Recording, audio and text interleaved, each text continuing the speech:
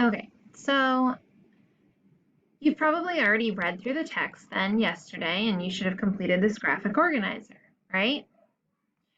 Well, sometimes readers are making inferences the entire time they're reading through a text, right? We're doing it automatically in our brain. When I read through this article, Why Salt?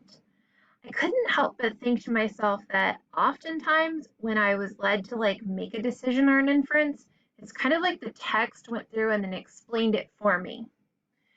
However, when I got to this very end section here, and this was the part that I included in the evidence for you guys so that you could use what you know, your background knowledge, to help you make an inference, that's where I thought, okay, here's where I'm kind of making an inference as I'm reading this text. So I've included those details for you. When early humans survived on the meat they hunted, their bodies got enough salt from the animals they ate. As people learned to grow their vegetables and grains and began to eat less meat, salt became more important.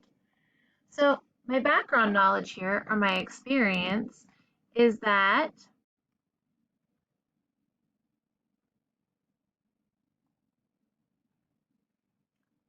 I know that it is important to eat a balanced meal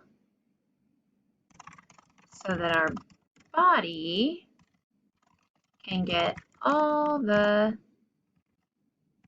nutrients we need to stay healthy. You may have something completely different here. This is just kind of what I thought about, and it helped me to make an inference. So I've learned a lot about that. Again, yours might be different, but the inference that I made is that when I got to this part, salt became more important. Again, guys, we're focused on this is a decision that you make based on what you read in the text. What I thought about, this was just a moment where I kind of paused after I read, and then I thought to myself, oh, okay, so my inference would be that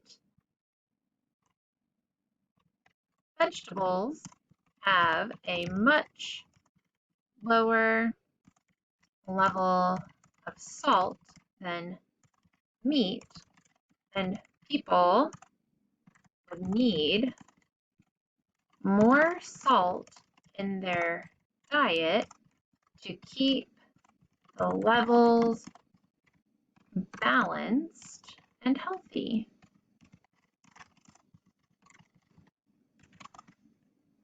Again, this necessarily is not what the article was all about. We know that. We are just focusing on how readers make inferences in informational text. And this was just one example. I think it'll be a little bit more clear today. You're going to go through and answer some multiple choice questions that look a little bit more like what you guys will encounter when we're talking about making inferences in informational text.